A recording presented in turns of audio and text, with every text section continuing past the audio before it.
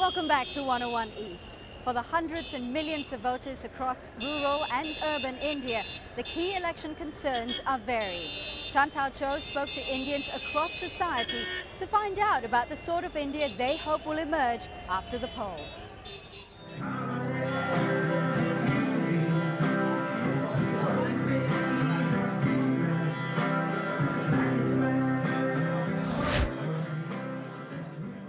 What I expect from these elections are maybe we'll choose a leader who will take us to that level from where the rest of the world sees us as a progressive nation and a nation of harmony. A lot of people make promises and don't live up to it after a few years.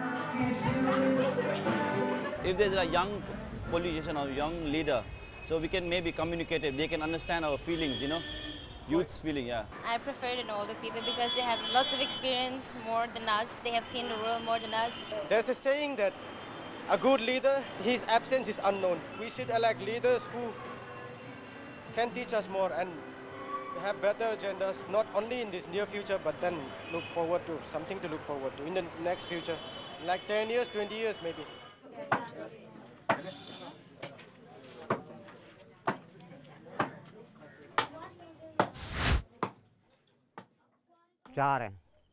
There are 4 people in my family, 2 boys, my wife and I.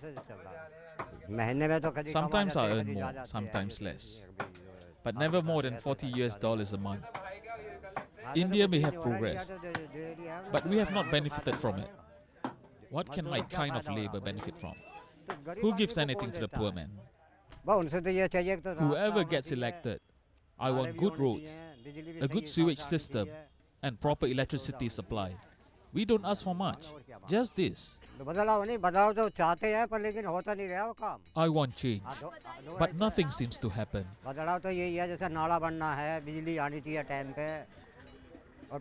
I want my children to go to a good school. There should be a government hospital here, and there should be justice. The candidates say all along they will do this and that. Until now, nothing has been done.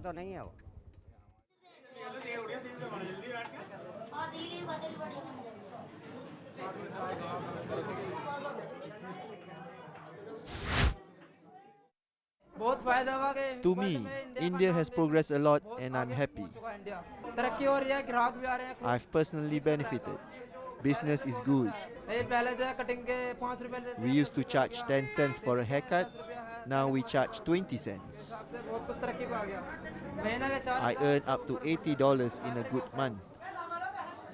It's a family business. It supports my 10 siblings, mother and father. This town needs better roads and electricity supply. I'll vote for whoever gives us that. When there's no electricity, it's really tough. Everything comes to a standstill. The earlier politicians didn't do too much. I will vote for Mayawati's party. Our core business is in aviation and aviation-related services. We are approximately $100 million in terms of our turnover. Running business is always as complicated as playing chess, probably more complicated than playing chess. In India in particular, due to the fact that there are so many environmental constraints, so many constraints with the overall government and bureaucratic environment around you, you spend 80% of your time managing the environment. It's only 20% of your time you can actually go into deploy and to do actual business. I personally would like to see this new generation come in forward, more authority to be granted to somebody like Rahul Gandhi, who can actually come and take the mantle. Given the circumstance which the Indian economy as well as global economies are facing like right now, I only sincerely wish that there's one party who can actually collate and actually take the leadership and form a government which gives us stability for the next 5 years. We continue our discussion now on India's 15th general election.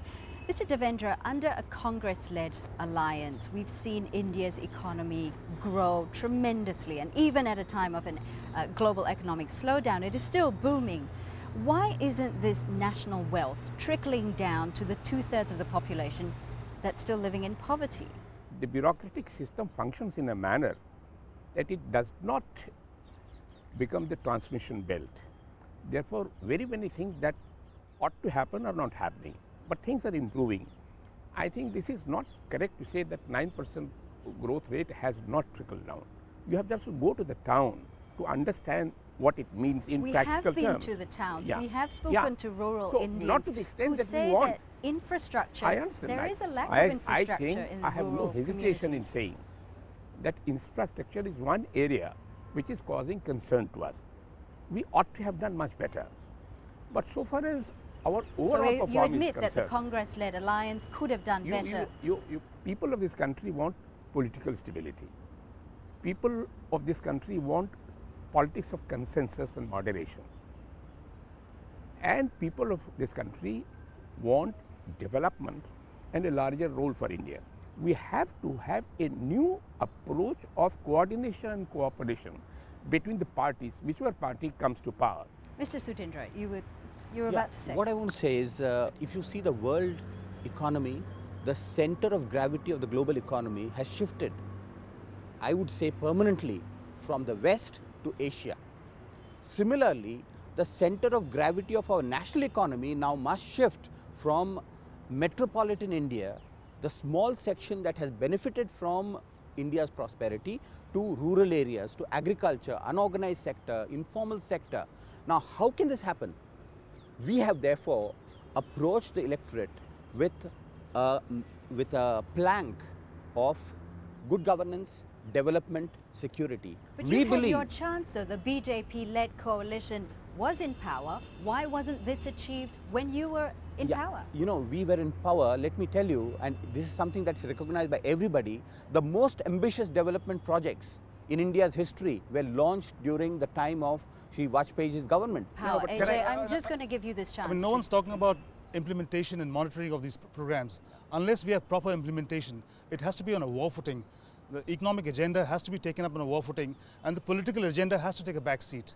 All the divisions in our society can be looked at a later period. Is right that now, possible? Can the political ambitions be put on the back seat? It is possible because deprivation and destitution is reaching such levels. If it is possible, why hasn't it happened? Because we are a nascent democracy. We are evolving.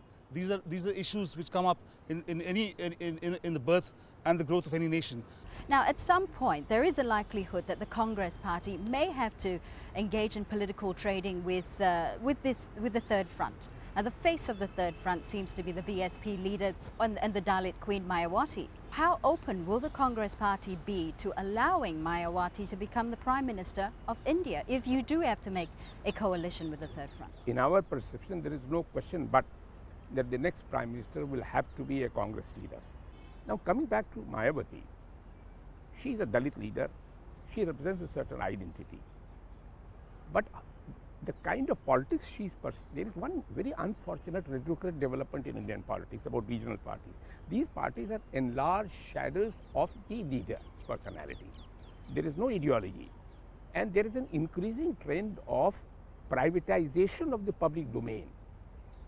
But doesn't her rise, though, her rise reflects that there are some people, or a lot of Indian voters, rural voters, who are not happy with the Congress-led alliance, who say that they are not being represented by the Congress. In this election, you will see how a marginalized party of Congress party increases its vote strength. For all practical purposes, the choice was between one casteist party and another casteist party. BJP and Congress both had been marginalized. This election is going to be a turning point. It certainly will. It's a turning point. And therefore, I think that Mayawati, forget about the Congress, because Mayawati, without meaning any disrespect to her, will not be accepted as Prime Minister candidate either by Third Front or Fourth Front or Fifth Front. I endorse that. Even within her own front, I don't think there are many more contenders within the Third Front than Mayawati herself. Mr. Sudhindra, now the BJP's prime ministerial candidate is 82-year-old Lal Krishna Advani. At a time when this election will see something like 100 million first-time youth voters, how will India's grand old man, as he is affectionately known, how will he appeal to these youth voters? It is what he represents and what he embodies. He has been saying again and again and again that India has immense potential to emerge as one of the leading nations in the world. his slogan is, let's make the 21st century India's century. This echoes the dreams and aspirations of young people. I just want to give you the final say here, Ajaz. No matter who wins, what will be the main challenges for the new coalition in power? No matter who wins, India gains, and that is important. Because ultimately, if both the political formations which have formed governments before are talking about working in tandem not at cross purposes as they've been doing for a long time, India ends up gaining. And if you have a government which is committed to removing destitution from this country and is looking after the impoverished sections of society, we think we are on the right track. We're going to have to leave it there. Thank you very much for joining us today.